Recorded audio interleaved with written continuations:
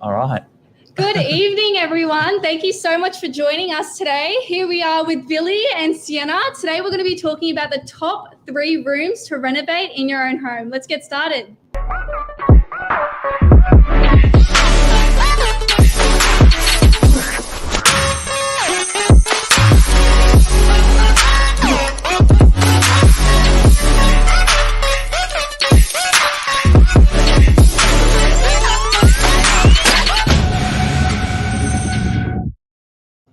Top 3 rooms in the household to renovate, how to add some value to the house.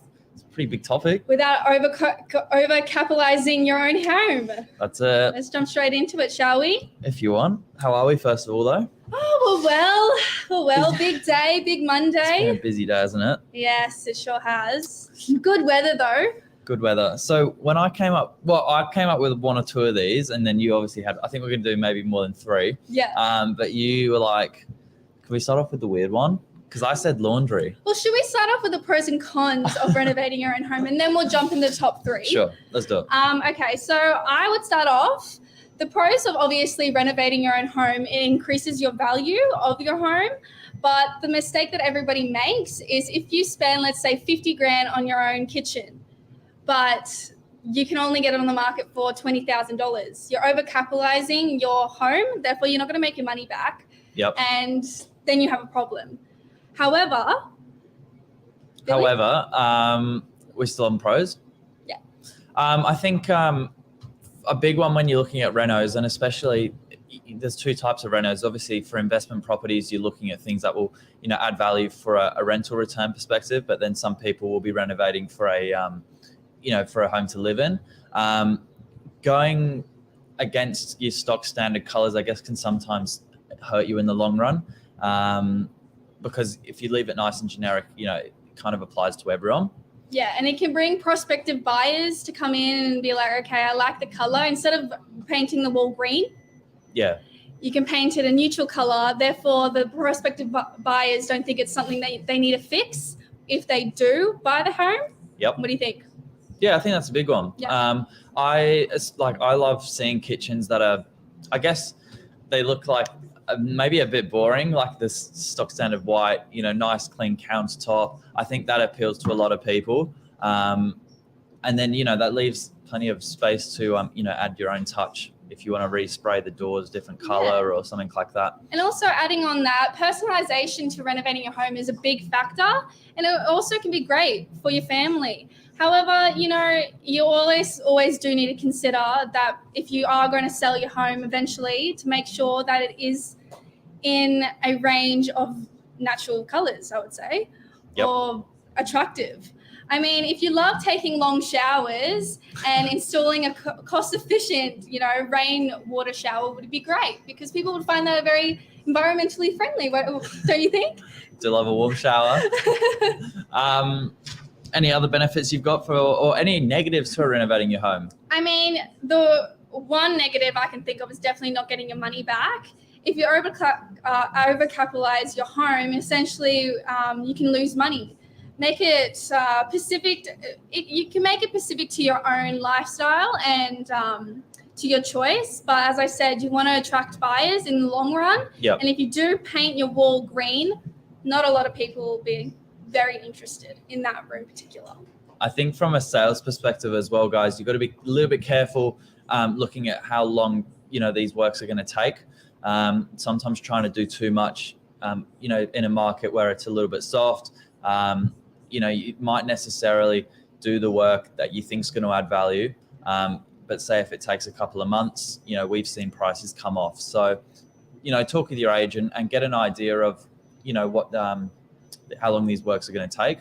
And then before you go ahead with them, just see if that's, going to affect your end goal. And I guess that's the sale price for a lot of people, that we're looking after on the, the sales side of things. Definitely. Yeah. Oh, awesome. So should we move into the top 3 rooms to renovate in your home? Go on, you start. Well, Billy did mention before we hopped onto this live that he said laundry. Now, I kind of am really interested into knowing what's so special about the laundry and how will that attract buyers and why is it so important, Billy? Okay, so first of all, For properties that don't have a laundry inside, so they're using a common laundry, a really inexpensive way of putting a laundry into your property is trying to add into the kitchen plumbing, having your washing machine put in. Now that's quite simple to do. Talk with a plumber. Obviously, we don't go off my word tonight, but from my experience, the plumbing used for a washing machine is very similar to a dishwasher. So you can kind of base it off that. If you've got the space, the cabinetry space, you can slot it in under the bench top quite often. That's a big one, because having an internal laundry versus no internal laundry is huge.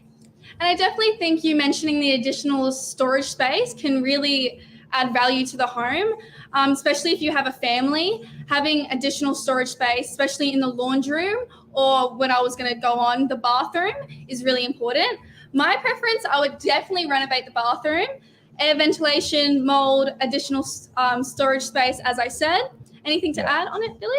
No, I think that's, and then another one going on the kind of laundry style is some of these older properties, we see a huge laundry room for it. And although that's great, you don't need the space these days for that reason. So I think you can, if you're smart, as I said, sometimes they come off the kitchen. You can knock that wall through and extend your kitchen, because that's what everyone is looking for these days.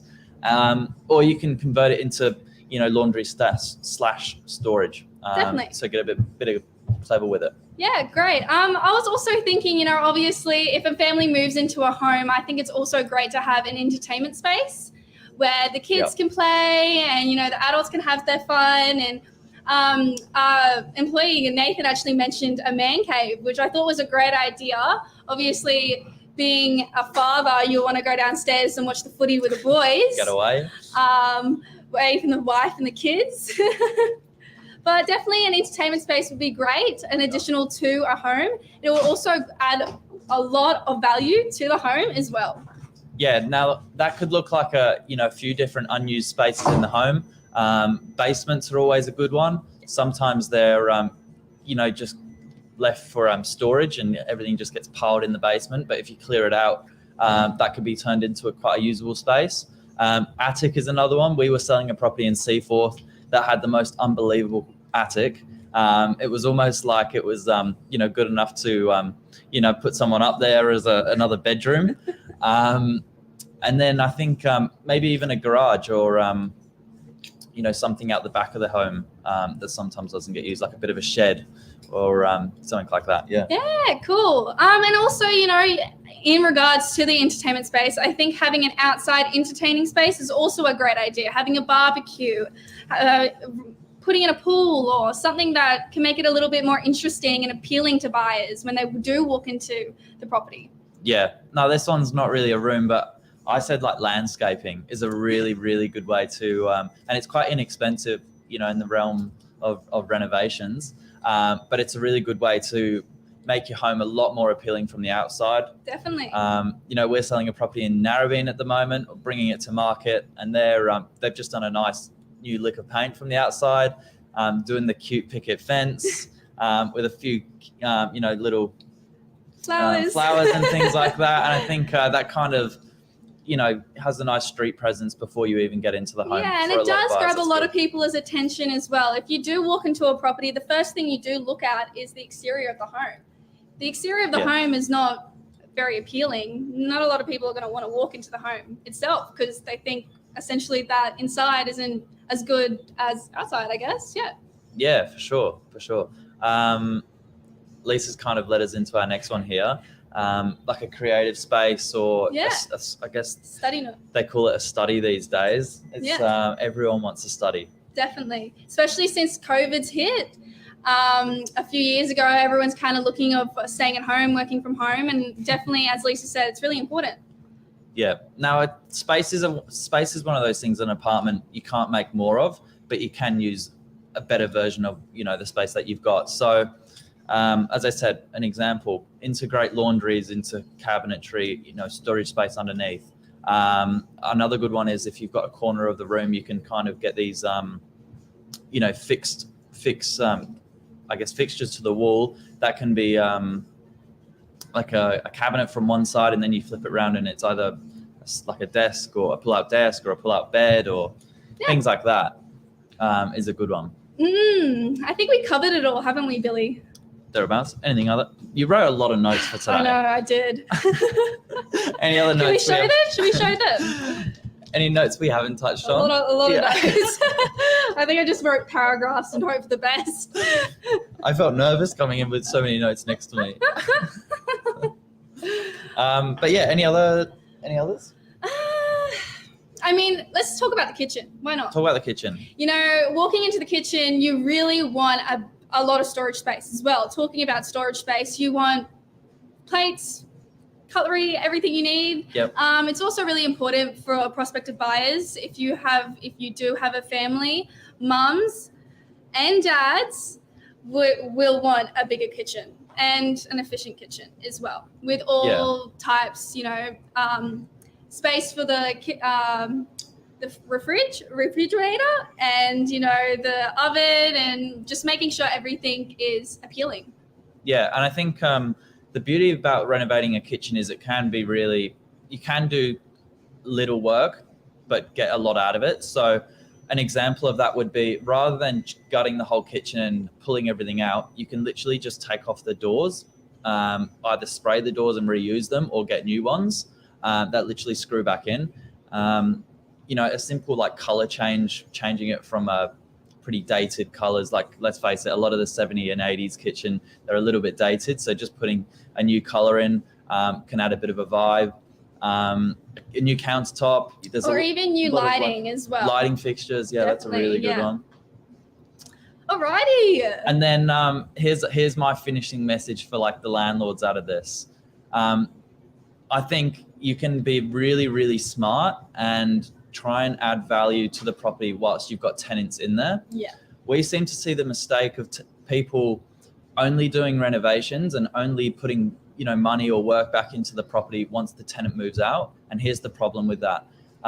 Once the tenant moves out, you're obviously going to be looking for a new tenant. If you're going to do your renovations in addition to that, let's say 2 weeks for your renos. And when I say renos, it could be just really small bits, but it's still going to take 2 weeks to line up the trades. Then you're going to be spending another 2 weeks to find the tenant.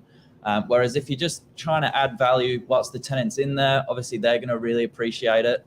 And you're also going to save yourself a lot of time and money by not having the property vacant at the end. Definitely. And also, it can also increase your rent by the end of their lease as well. So it could also be a benefit on your side as well. That's it. Yeah. So yeah, talk to some proactive property managers, because if you've kind of left your property for a good 2, 3, 4, 5 years, not much work's been done, I'm sure the tenants would appreciate, you know, maybe some new appliances, or, as you said, trying to smarten up the space that you're working with, and go from there. Awesome. Is that the show? Yes, that is. Well, thank you guys for watching and joining us today. Thank you, Billy, for joining me. Pleasure as always. Always great doing Novak News with Billy. He's been a bit of a gun lately. You did morning minutes this morning, didn't you? It's been a long day. I'm back in tomorrow. Tomorrow's episode is going to be very, very fun. We're going to an over 55s gym, and we're going to be doing some exercise live on stream. So stay tuned for that. 7:45 in the morning. We're going to be joining a local gym. That's awesome. Thank you, guys. Have a nice night. See you guys. Bye.